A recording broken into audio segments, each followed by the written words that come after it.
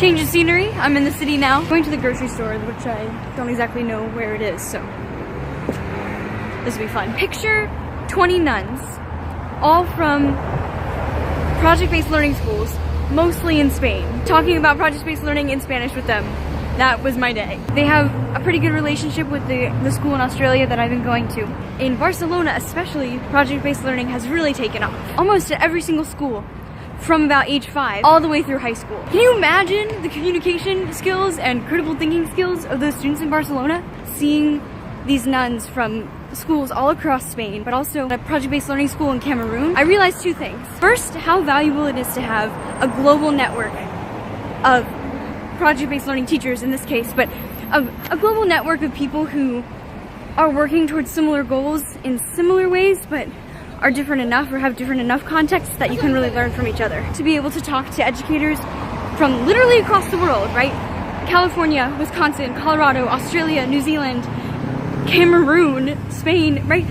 All of these people across the world have similar goals for our students, right? We have a similar vision that the world is a much more complicated world, or a much more interconnected world than it was when we created the institutions of schools during the Industrial Revolution, and that because of that, the way we educate our students and the skills that they are going to need are far different than the current system provides.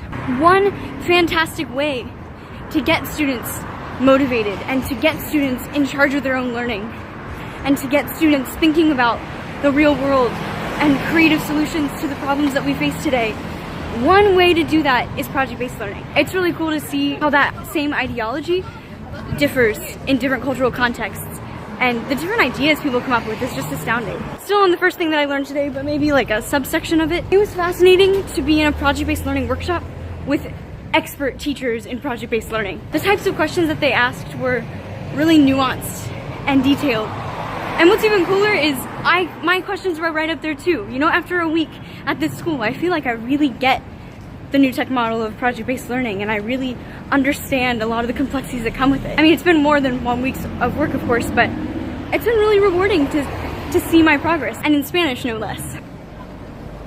I forget I gotta look this way in Australia. Maybe I shouldn't do this while I cross the street. The second big takeaway today hammers home something that I have believed for a long time, and that's that we are approaching a major paradigm shift.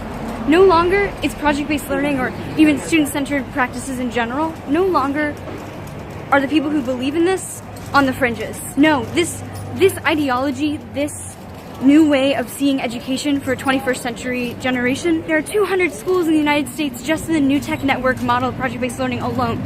They're spreading to Australia now. Apparently for 20 years now, schools in Barcelona have been using it, and it's spreading across Spain, Scandinavia. People get it, and people turn into believers once they see it in action, and once they really consider, what kind of students am I trying to create? And is my method of teaching, or are my methods of teaching, really creating those students? And the answer in a traditional teacher-centered environment is no.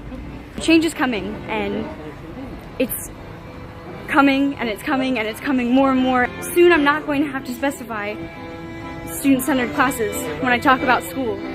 I'm really excited for that day, and it's coming soon. Bye.